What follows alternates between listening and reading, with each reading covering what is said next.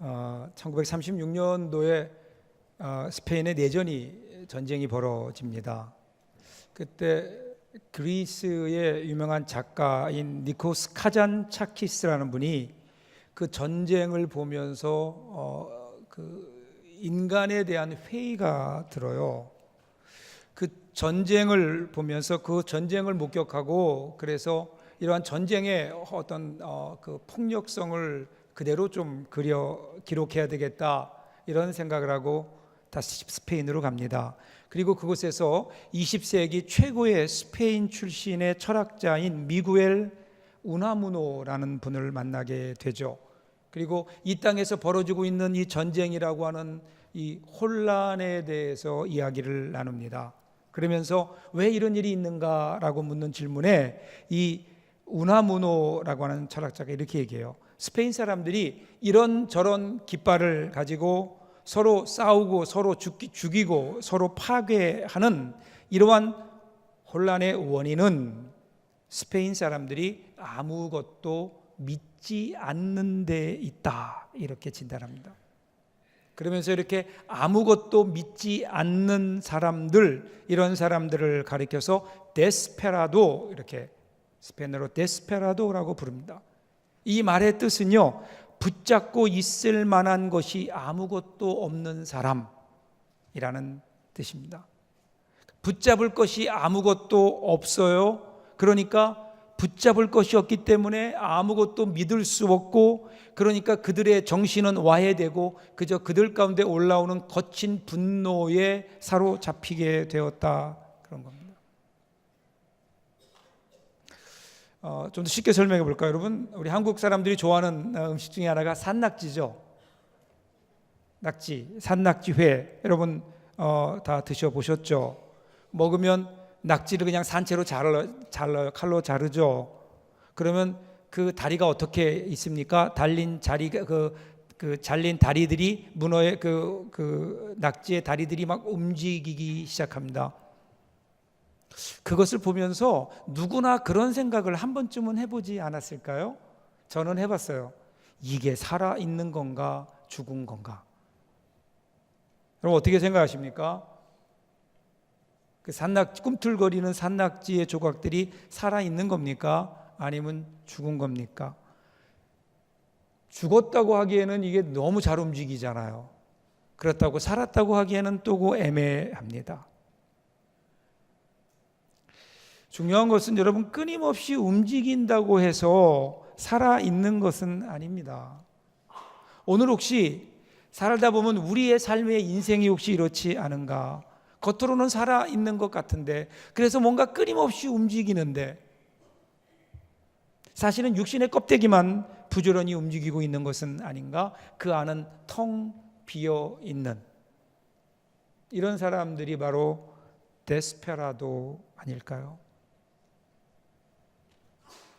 어려운 일을 만났는데 그때 붙들 만한 그 무엇이 없는 사람들, 여러분 무릎을 꿇을 수 있는 대상이 있다고 하는 것은요, 행복한 사람입니다. 여러분 요나라는 사람 아시죠? 구약에 바닷속 큰 물고기 뱃속에 던져졌습니다. 요나가 3일 동안 그 고기 뱃속에 있었는데 그 속에서 희망의 불꽃이라고는 한 점도 비치지 않는 절망의 희명 가운데 있었죠. 생각해 보세요. 3일 동안 빛 한 점 들어오지 않는 고기의 뱃속에 갇혀 있습니다. 하나님을 피해서 가려다가 그는 고기 뱃속으로 들어가게 된 겁니다. 그런데 그는 그 절박한 처지에서 그 어떤 것도 소망이 될 만한 것이 없는 그 순간에 요나에게는 소망이 있었습니다. 그 소망은 그가 피하려고 했던 그 하나님이셨습니다. 그는 하나님 앞에 엎드립니다. 하나님 앞에 기도합니다. 그에게 새로운 인생이 열려지는 순간입니다. 죽음같이 무덤같이 어두운 곳에서 인생의 막다른 골목이 온다 하더라도 그 앞에서 무릎 꿇을 수 있는 대상이 있다면, 그 무언가 잡고 일어날 수 있는, 내가 의지할 수 있는 어떤 것이 있다면 그 사람은 행복한 사람입니다. 그런데 그 순간에도 붙잡을 수 있는 그 무엇이 없는, 무릎 꿇을 만한 대상이 없는 사람, 불행한 사람입니다. 마치 여러분 혼잡한 백화점이나 시장 통해서 어머니의 손을 놓아서 잃어버린 어린 아이와 같아요. 어찌할 바를 몰라 합니다. 발을 동동 구르고 불안해합니다. 그들의 삶이 그런 거죠. 아무것도 붙잡을 것이 없는, 그 어떤 것도 믿지 못하는, 그 어떤 것 앞에서도 무릎 꿇을 수 없는 데스페라도와 같은 이러한 삶을 혹시 우리가 살고 있는 것은 아닌지, 아니 우리가 살고 있는 이 시대는 어쩌면 이미 그러한 삶 속에서 지내고 있는 것은 아닌가. 오늘 우리가 읽었던 디모데후서를 보면요, 사도 바울이 자신의 믿음의 아들인 디모데에게 쓴 편지입니다. 지금 디모데가 겪고 있는 현실이 만만치 않습니다. 호락호락한 상황이 아닙니다. 그래서 그것을 증명이라도 하듯 사도 바울은 그 디모데가 살고 있는 그 도시의 삶의 환경을, 살아가는 사람들의 삶의 태도를 오늘 읽었던 말씀 3장 조금 위로 올라가시면 2절과 5절에서 그들의 모습을 쭉 설명해 갑니다. 모두 19가지로 열거합니다. 근데 19가지를 다 우리가 볼 수는 없고요. 중요한 것은 그 19가지를 관통하는 한 단어가 있습니다. 그 단어는 사랑이라는 단어입니다. 사랑. 여러분, 사랑이라는 게 좋은 거죠. 그런데 무엇을 사랑하느냐에 따라 그 사랑이 달라지는 겁니다. 빗나간 사랑, 잘못된 사랑, 사랑해서는 안 될 것을 사랑하는 것, 여기에서 여러분 인생의 불행이 시작되는 거 아니에요? 2절과 4절을 보세요. 무엇을 사랑했나요? 이 사람들은 자기를 사랑하며 돈을 사랑하며 하나님보다 쾌락을 더 사랑하며. 사랑하는 거 좋아요. 그런데 사랑하는 대상이 잘못 설정된 겁니다. 자기를 사랑합니다. 돈을 사랑합니다. 쾌락을 사랑합니다. 그러니까 사랑해야 할 것은 사랑하지 못하고 사랑해서는 안 될 것을 사랑하고 있다라는 겁니다. 그리고 그렇게 살았더니 결과가 뭐예요? 그 사랑해야 될 것을 사랑하지 못하는 사람들의 마음속에는 헛헛함과 공허감과 그리고 그 삶 속에는 여러 가지 불안이 존재하더라는 겁니다.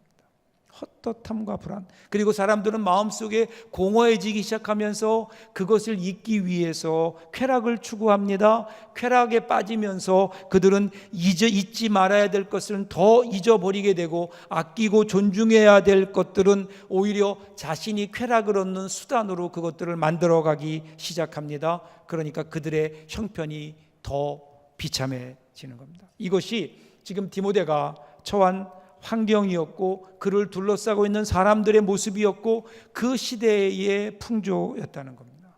자, 이러한 모든 가치가 전도된 세상을 살아가면서 그러면 어떻게 믿음을 지키며 그 가운데 하나님의 사람으로 승리롭게 살아갈 수 있겠는가? 이것이 바울의 관심이었고 그의 사랑하는 아들 디모데를 향하여 그 비결을 지금 이야기하고 있는 겁니다. 디모데를 향하여 주셨던 이 사도 바울의 교훈이 오늘 저와 여러분들, 어쩌면 같은 시대, 아니 그보다 더 악한 시대를 살아가는 오늘 우리들이 하나님의 사람으로 어떻게 살아가야 될지 주님의 음성을 듣는 귀한 시간 될 수 있기를 주님의 이름으로 축복합니다. 자, 오늘 본문 시작되는 10절 11절 보세요. 나의 교훈과 행실과 의향과 믿음과 오래 참음과 사랑과 인내와 박해를 받음과 고난과 또한 안디옥과 이고니온과 루스드라에서 당한 일과 어떠한 박해를 받은 것을 내가 과연 보고 알았거니와 주께서 이 모든 것 가운데 나를 건지셨느니라, 이렇게 얘기합니다. 사도 바울이 자신의 모습을 이야기하면서 먼저 그는 자기가 받았던 고난을 이야기합니다. 11절부터 나오는 대로 안디옥과 이고니온과 루스드라, 이 세 곳은요, 사도 바울이 1차 전도 여행 때 바나바와 함께 복음을 전하며 교회를 세웠던 곳입니다. 그런데 그곳에 갔을 때 그들은 아주 극심한 박해와 고난을 경험했던, 자, 사도 바울이 비시디아 안디옥에서 전도할 때 유대인들이 시기가 가득해서 사도 바울이 말하는 것을 이제 방해하기 시작합니다. 그리고 비방하고요, 그곳에 있던 사람들을 선동해서 사도 바울과 일행들을 쫓아냅니다. 억지로 추방시켜 버립니다. 안디옥에서 쫓겨난 바울 일행이 포기하지 않고 그 근처에 있는 이고니온이라고 하는 도시로 갑니다. 거기서 복음을 전했더니 거기까지 찾아와서 그들을 선동하고 그리고 그들에게 돌을 던지어서 죽음의 위험을 가합니다. 그래서 또 다시 바울 일행이 피해서 도망친 곳이 루스드라입니다. 루스드라에는 갔더니 이제는 이 사람들이 더 화가 난 거예요. 분노한 거예요. 그래서 그곳까지 찾아와서 그 바울을 돌로 칩니다. 돌에 맞은 사도 바울이 기절하게 되고요, 사람들이 그를 죽은 줄 알고 밖에다가 내어다 버리는 사건들이 있었다고요. 지금 사도 바울이 자신의 1차 전도 여행 때 고난을 이야기하는 겁니다. 그러면서 이렇게 덧붙이는 거예요. 왜 그랬는가? 왜 나에게 이런 고난이 있는가? 나는 그저 복음 전하는 것밖에는 없었는데, 하나님의 뜻을 따라 복음 전하는 일밖에는 없었는데, 그런데 왜 이렇게 고난이 오는가? 여러분, 우리는 하나님의 뜻대로 살면, 하나님 말씀대로 순종하며 사명을 따라 살면 있던 고난도 없어질 것이다, 이렇게 우리들이 기대하잖아요. 그런데 오늘 성경은 이야기하기를 사도 바울은 하나님 말씀을 따라 복음을 전했는데, 그런데 오히려 그 복음을 전한 결과가 어떻게 됐느냐? 그들에게 아주 혹독한 죽음의 위험까지 동반되는 고난이 그들에게 있었다는 거예요. 그러면서 그것이 당연한 것이라고 얘기합니다. 왜냐하면 지금 이 세상은 가치관이 전도되어 있다고요. 사랑해서는 안 될 것을 사랑하고 사랑해야 될 것은 사랑하지 못하는 이 세상을 향하여 지금 하나님께서는 사도 바울을 통해 복음을 전하게 하시는 거예요. 복음은 어떤 건가요? 사랑해야 될 것이 무엇인지, 그리고 사랑해서는 안 될 것이 무엇인지를 분명하게 가르쳐주고 사람들의 전도된 가치관을 바로 잡아주는 거거든요. 그러니까 사람들이 자신들의 잘못이 드러나기에 싫어하는 겁니다. 박해하는 거예요. 여러분, 우리가 이 세상을 하나님 말씀대로 살아가면 사람들이 박수 쳐주고 그리고 사람들이 잘했다고 칭찬할 것 같죠? 오히려 그 반대라는 겁니다. 하나님 말씀대로 살아갈 때 이 세상은 우리를 향하여 박해할 것이다. 그리고 그것이 당연한 것이다. 어떤 마을에 한 부부가 이사를 왔어요. 근데 부부가 이사를 왔는데 그 부부가 너무 사이가 좋은 거예요. 인고 부부예요. 남편과 아내가 서로를 너무 사랑하고 서로를 배려하는 거예요. 자, 그러자 어떤 일이 일어났는가 하면요, 그 동네에 미리 와서 살고 있던 다른 가정에서 싸움이 시작된 겁니다. 왜 싸웠을까요? 아내들이 얘기하는 거, 저 남편 좀 보라고. 당신은 뭐 하는 인간이냐고. 또 남편들은 가만히 있을까요? 야, 저 집에 그 아내를 봐라. 저렇게 잘하니까 남편이 잘하지. 이러고 매일 싸우는 겁니다. 그래서 정 싸우다 안 되니까요, 먼저 살았던 사람들이 모였어요. 회의를 했어요. 왜 오늘 우리가 갑자기 이렇게 싸우게 됐느냐? 회의를 했습니다. 어떻게 이 문제를 해결할 것인가? 내린 결론이 뭔지 아세요? 저 부부를 쫓아내자. 저 부부 때문에 문제다. 쫓아낸 겁니다. 사도 바울이 지금 그 이야기를 하는 거예요. 하나님 말씀대로 살면 그러면 어떻게 돼요? 그러면 세상이 핍박할 수 있다. 그러나 걱정하지 말아라. 왜냐하면 마지막에 어떻게 결론을 내죠? 주께서 그 모든 것 가운데 나를 건지셨느니라. 걱정하지 말라는 거예요. 그들이 고난이 있지만 고난이 고난으로 끝나지 않는다. 고난은 하나님의 은혜로 이어지고 오히려 너희들이 고난을 받을 때 내가 너희와 함께하고 고난을 통해서 너희는 함께 하시는 하나님의 은혜, 그리고 보호하시고 인도하시는 하나님의 은혜를 경험하게 될 거다. 결국 너희는 나중에 그 은혜가, 그 고난이 은혜였다는 것을 고백하게 될 거다. 이렇게 얘기합니다. 그러면서 12절에서 이렇게 정리해요. 무릇 그리스도 예수 안에서 경건하게 살고자 하는 자는 박해를 받으리라. 지금 사도 바울이 자기가 받았던 고난들을 이야기해요. 그리고 고난은 당연한 것이다. 그리고 당연한 것뿐 아니라 그 고난은 오히려 하나님의 은혜였다고 고백하는 거예요. 그러면서 경건하게 살면 이러한 일이 있을 것이다. 사랑하는 여러분, 오늘 우리를 향해 주시는 말씀 아닐까요? 오늘 우리가 예수 믿는데 가장 두려워하는 게 뭐예요? 고난 아닐까요? 예수 믿으면서 우리가 당하는 외부적인 고난은 없지만 내가 오늘 예수를 믿기 때문에 감당해야 되는 신앙적인 책임들이 우리에게 있잖아요. 내가 하나님의 자녀답게 살기 위해서 내가 감당해야 되는 분명한 그 책임과 그리고 내가 감당해야 되는 손해가 있다고요. 그런데 어느 때부터인지 이 시대를 살아가는 우리들이 이 손해와 고난을 우리들이 감당하기 싫어해요. 그래서 내가 하나님의 자녀답게 사는 것을 혹시 포기하고 있는 것은 아닌가? 경건하게 살고자 하는 자는 박해를 받으리라고 했는데 오늘 우리는 이 박해가 두려워서 고난, 경건하게 사는 삶을 혹시 우리가 미루고 타협하고 포기하고 있는 것은 아닌가? 고난 두려워하지 마세요. 고난이 뭐라고요? 고난은 당연한 것이라고 성경은 얘기합니다. 그리고 오히려 그 고난이 은혜라고 얘기해요. 그래서 우리 예수님도 한 번도요, 우리를 향해서 내가 너희에게 고난을 면제시켜 주겠다, 너희에게는 나를 따라오면 고난이 없을 것이다, 이렇게 말씀하신 적이 없어요. 우리 예수님은 너희가 세상에서 환난을 당하나 그러나 담대해라, 왜냐하면 내가 세상을 이겼기 때문이다, 이렇게 말씀하시잖아요. 그리고 우리에게 뭐라고 말씀하세요? 그러니 고난을 두려워하지 말아라, 환난 두려워하지 말아라. 이 세상에서 하나님께 자녀답게 살다가 너희가 감당해야 될 환난과 손해가 너희에게 있지만 그러나 그것 두려워하지 말아라, 왜냐하면 내가 세상을 이겼기 때문이다. 너도 세상을 이기며 살아라. 오늘 디모데에게 그렇게 격려해 주고 있는 겁니다. 그러면서 고난을 이기며 살아야 되는, 어떻게 이길 수 있는가, 그 방법을 구체적으로 계속해서 말씀해 주세요. 이어지는 14절 상반절 보세요. 그러나 너는 배우고 확신한 일에 거하라. 고난이 와요. 고난이 올 때에 피하거나 숨지 말고 네가 지금까지 해오던 대로 너는 배우고 확신한 일에 거하라 라는 겁니다.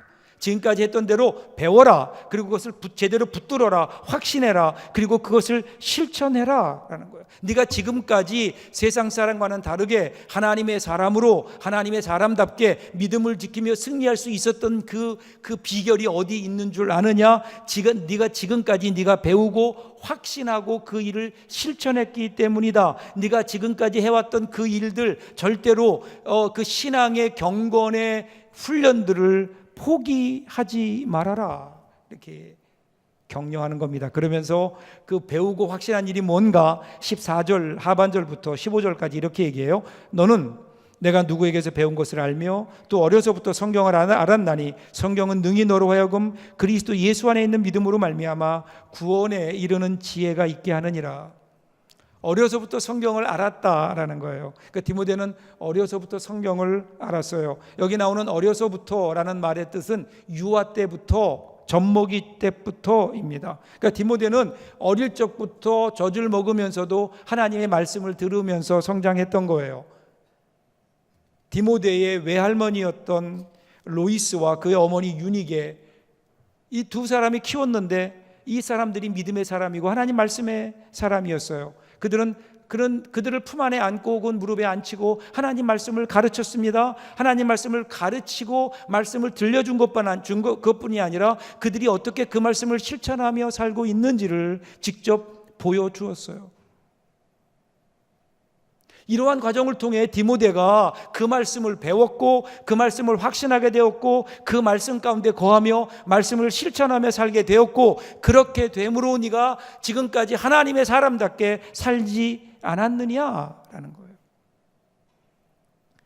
그러면서 그 하나님의 말씀을 다시 한번 강조하는 겁니다. 하나님의 말씀. 오늘 우리의 신앙의 승리의 비결이 어디 있을까요? 나의 지혜도 아닙니다. 내가 가지고 있는 어떤 다른 것들이 아닙니다. 우리가 어떻게 이 세상 속에서 우리가 구원받은 하나님의 자녀로, 구원받은 하나님 자녀답게 살 수 있는가? 그것은 하나님의 말씀이어야 되고 그 말씀을 배우고 그 말씀을 확신하고 그리고 그 말씀 가운데 거하며 말씀을 지키며 살아갈 때 그것이 우리에게 지혜가 되어서 우리의 삶을 그렇게 승리롭게 살 수 있도록 인도해 준다는 겁니다. 하나님의 말씀의 능력이 여기에 있다, 이렇게 얘기하면서 그 다음에 16절부터 그 하나님의 말씀의 능력을 구체적으로 이렇게 설명해 갑니다. 16절 상반절 보세요. 모든 성경은 하나님의 감동으로 된 것으로, 이렇게 얘기합니다. 성경이 하나님의 감동으로 되었다라는 겁니다.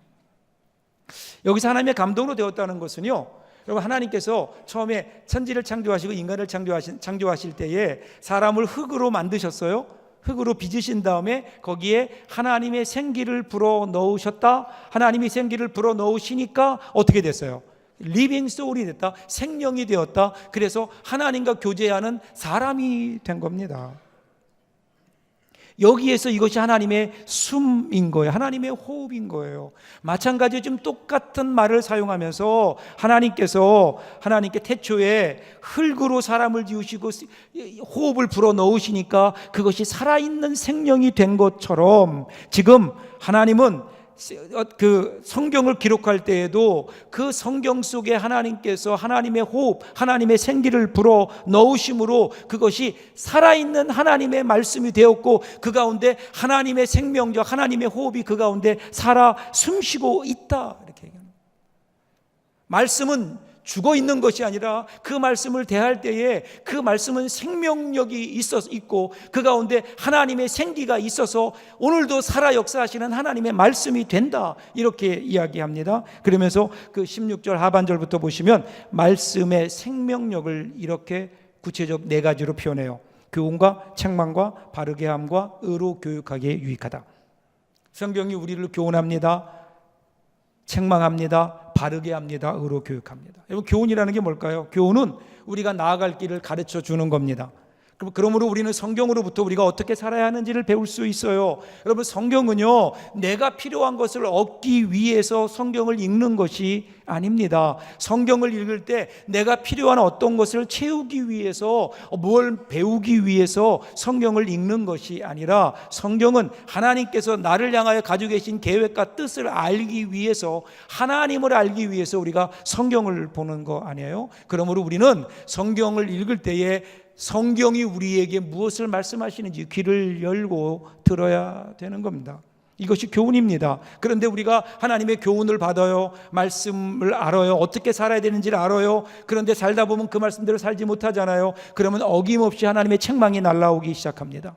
여러분, 내비게이션을 틀고 가다 보면 길을 잘못 들면 어떻게 되죠? 경고음이 들립니다. 잘못 가고 있다는 겁니다. 그와 같이 성경, 하나님 말씀이 우리가 하나님 말씀대로 살지 못할 때 우리를 책망하신다는 거예요. 책망하는 거로 끝나지 않아요. 그 다음에 바르게 하십니다. 바르게 하세요. 책망한 것에 의해서 교정합니다. 다시 정상으로 회복시키십니다. 회복시켜 주시는 거예요. 그리고 나서 그 다음에는 의로 교육하십니다. 의로 교육한다는 말은 다른 말로 훈련이에요. 이제는 그 길을 향해 가게 하십니다. 그런데 단순히 이전과 같은 것이 아니라 이전보다 더 성숙한 모습으로 갈 수 있도록 영혼을 변화시키는 과정입니다.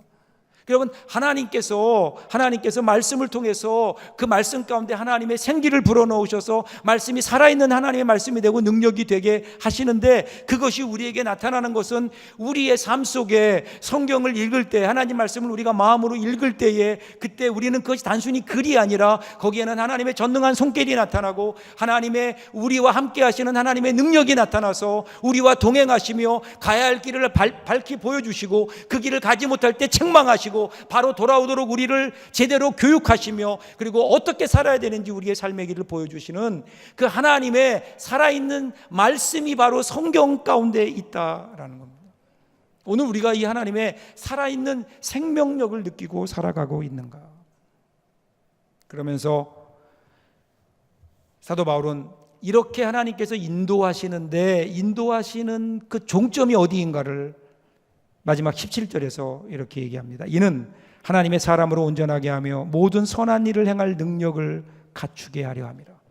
목적이 뭐라고요?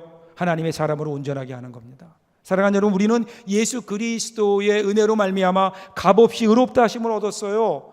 하나님의 자녀가 된 겁니다. 은혜로 된 겁니다. 하나님이 자녀 삼아 주신 겁니다. 그런데 우리가 의롭게 되었다고 해서, 의롭다 인정받았다고 해서 우리의 상태가 의로운 사람으로 바뀐 것 아닙니다. 하나님의 자녀로 하나님이 우리를 맞아 주셨지만 여전히 우리의 모습은 하나님의 자녀답지 못한 모습이 너무 많은 거예요. 그래서 그때부터 하나님은 우리 가운데 이 일을 시작하시는 겁니다. 하나님의 자녀답게 살게 하시려고요. 하나님의 사람답게 좀 멋있는 삶을 살게 하시려고 하나님께서 우리를 다듬어 가시는데, 그 다듬어 가시는 구체적인 도구가 바로 하나님의 말씀이라는 거예요. 하나님이 그대로 두지 않으십니다. 하나님의 사람답게 우리가 성장하기까지, 성숙하기까지 하나님은 우리를 결코 놓지 않으시고 하나님의 말씀으로 우리를 양육하시고 다듬어 가시고 우리를 성숙하게 하실 거라는 거예요.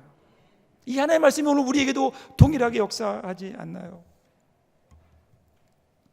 우리 말에 대한 아주 재미있는 해석으로 유명한 다석 유영모 선생님이 이런 얘기했어요. 말씀이라는 것을 그 어원이 어디에서 왔는가? 말숨에서 왔다, 이렇게 얘기해요. 그러니까 하나님께서 말 안에 당신의 숨을 불어 넣으셔서 그게 뭐예요? 말숨. 그래서 말씀이 되었다는 거예요. 말씀이 되었다. 그러니까 하나님 말씀이라고 하는 것은요, 하나님의 영이 담긴 말이다, 그런 뜻이죠. 그러니까 우리는 그 하나님의 숨이 있는 말씀을 받을 때 우리의 영혼이 숨을 쉴 수 있다는 거예요. 이런 목숨이라는 말은요, 목으로 쉬는 숨, 이런 뜻이래요. 목으로 쉬는 숨.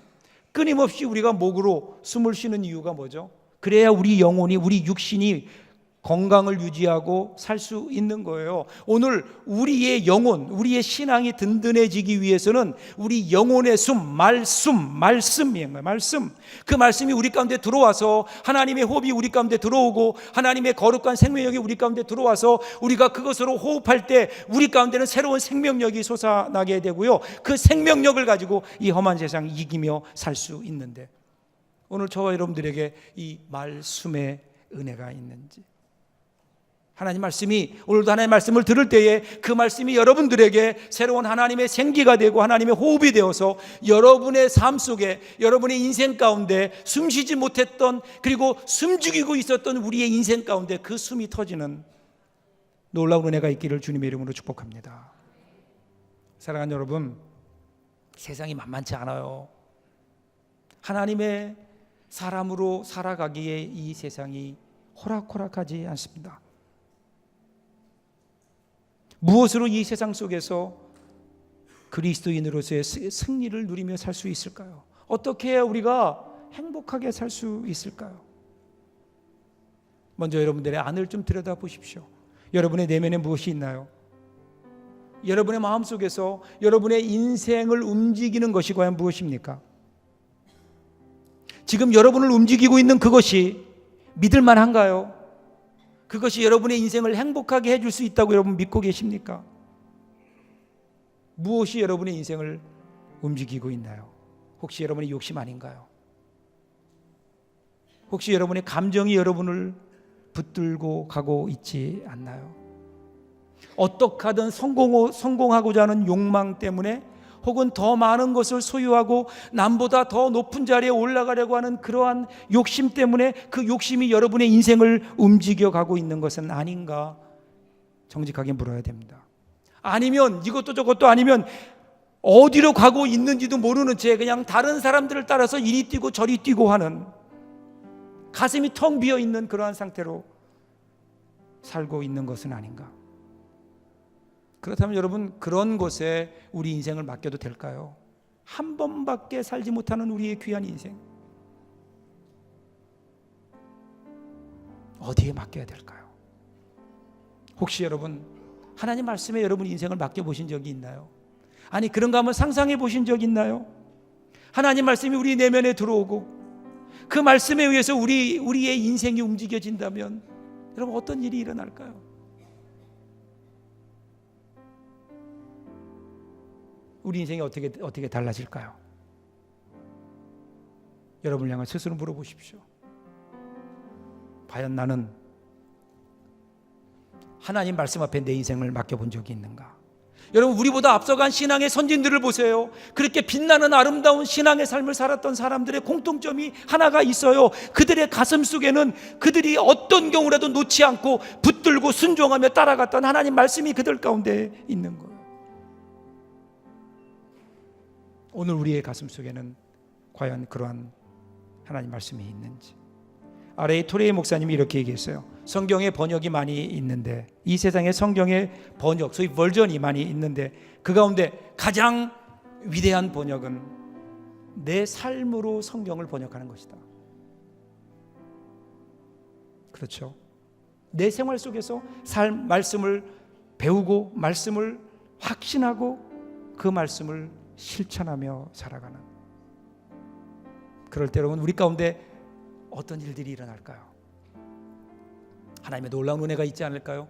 지금까지는 어떻게 살아왔는지 몰라도 이제부터 남은 우리의 삶만큼은 하나님의 말씀에 붙잡힌 바 되어서 그 하나님 말씀 따라 살겠습니다. 그리고 하나님이 주시는 놀라운 축복과 은혜 가운데 우리의 삶이 행복해지고 위대해지는 그 귀한 우리의 미래를 바라보며 오늘 말씀 앞에 결단하는 저와 여러분들 될 수 있기를 주님의 이름으로 축복합니다. 기도하겠습니다.